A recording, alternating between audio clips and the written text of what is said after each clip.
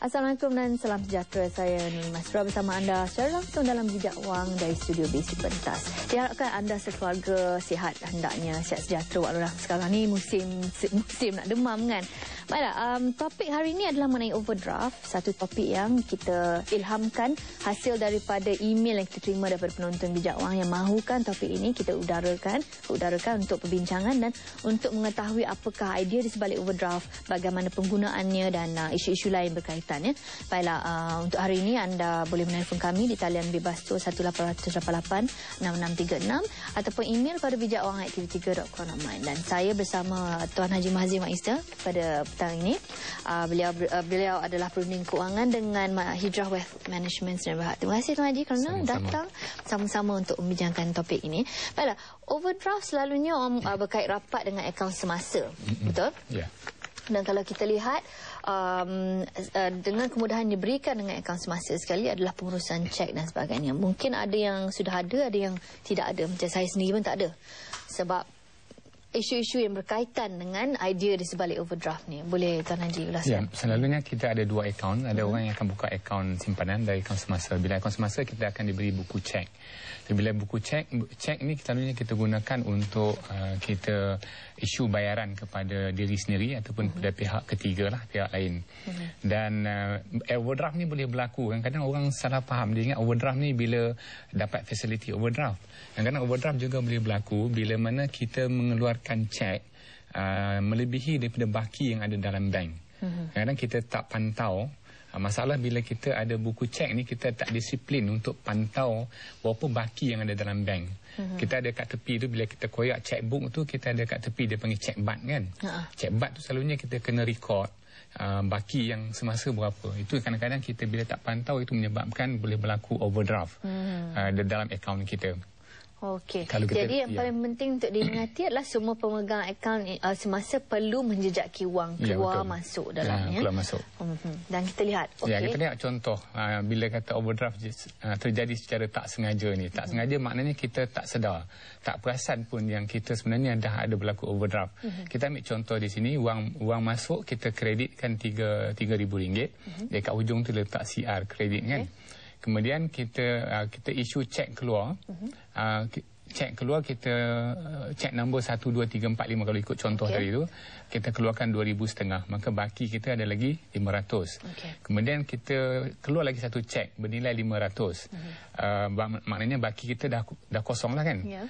Tiba-tiba bank kenakan charge yang kita tak perasan. Sebenarnya bank akan kena charge contohnya RM50. Bila kita terima penyata akaun semasa kita, akan tercatat dekat hujung tu RM50 RM DR. DR tu maknanya kita sudah pun berhutang dengan pihak bank sebanyak RM50. Itu konsep overdraft. Kita tak perasan di sana ada service charge yang akan dikenakan oleh pihak bank. Jadi bila kita dapat penyata keuangan semasa tu, kita kena lihat ada DR ke ada CR. Kalau DR tu maknanya kita jangan tiba-tiba pergi ke pihak bank kita marah. Saya tak pernah minta pun overdraft. Tapi sebenarnya berlaku secara tak sengaja. Itu maksud Tuan Haji. Tapi bagaimana pula dengan situasi dalam selalunya bank ni memang banyak jenis overdraft yang ditawarkan. Ada yang untuk ada satu jenis pinjaman dan sebagainya. Tapi katakan selalunya mereka juga akan melihat baki ataupun kemampuan keuangan kita untuk membayar balik. Selalunya bank akan tawarkan kemudahan overdraft ni kepada mereka yang ada track record yang bagus lah. Track record account dia yang bagus. Kita tengok baki di bank pun banyak. Jadi mungkin dia akan tawarkan kemudahan. Cuma kita kena berhati-hati. Overdraft ni satu kemudahan ataupun facility. Jangan sampai dia menjadi liability. Itulah dia persoalan dia. Sebab dia tetap hutang. Overdraft ni adalah satu konsep di mana bank akan bagi kita pinjam duit. Berbeza dengan nanti kita akan lihat kan. Mungkin dari segi overdraft tadi yang kita maksudkan tu boleh terjadi secara tak sengaja ataupun kita terlebih tulis cek yang kita tak perasan, yang kita isu cek berlebihan bila pihak bank, kadang-kadang pihak bank akan hubungi kita. Akaun akaun tuan, akaun puan tak cukup untuk kita nak clearkan cek. Tapi kalau kita ada kemudahan overdraft, cek tu terus clear lah. Tapi ada charge dan ada charge dia.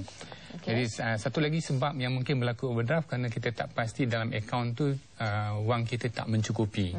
Jadi kita perlukan ada overdraft. Kadang-kadang mungkin untuk para usahawan ataupun peniaga kan, yang mana mereka mungkin expect bayaran daripada pihak kerajaan dan sebagainya lambat sampai dan mereka tersangkut segi cash flow nak bayar gaji dan sebagainya, mungkin kadang-kadang overdraft itu menjadi satu solution kepada masalah aliran wang tunai syarikat. Jadi tapi kita kena pastikan bahawa kita akan sentiasa settlekan overdraft tu dalam masa tempoh yang ditetapkan. Okey. Dan sekiranya anda mempunyai apa-apa soalan, sila telefon kami berkenaan dengan topik ini. Tetapi kita ada satu contoh, satu laporan di mana seorang individu menggunakan overdraft dalam tujuan yang untuk meningkatkan pelaburan. Kita saksikan. Membuat simpanan yang berterusan antara asas pengurusan kewangan yang teratur. Muhammad Fazli Ismail, pengurus akaun di sebuah syarikat teknologi komunikasi dan informasi tempatan, mengakui dia mempunyai cara tersendiri dalam menambah wang simpanannya. Menurutnya, dia memilih kemudahan overdraft yang ditawarkan institusi kewangan sebagai pelaburan. Saya tahu pasal overdraft facilities ni sejak tahun 2008, akhir 2008. Saya pergi kursus. And then lepas pada kursus tu saya apply overdraft di bank. And then sejak dari itulah saya guna sampai sekarang.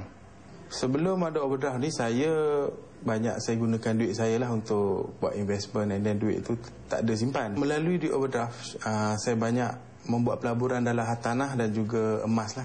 Sikit sebanyak ada hasil daripada sewa rumah dan juga jual beli emas. Kenaikan harga emas dapat membayar saya punya interest overdraft dan penjana income lah daripada pelaburan tu. Contohnya macam gaji kita masuk setiap katakan 30 hari bulan, and then kereta kita kena bayar setiap 20 hari bulan. Contoh and then melalui itu kita hold dulu pembayaran kereta tu sampai ke hari 20 untuk jimatkan interest OD lah. And then satu lagi credit card. Bila credit card interest credit card lah dikira berdasarkan 20 hari. So kita bayar pada masa dia.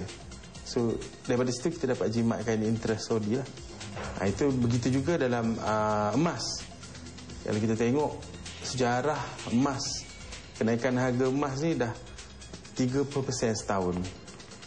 So kenaikan harga emas tu sendiri dah boleh membayar interest. Melalui duit overdraft ni saya dapat belanja dan merancang kewangan dengan teratur lah.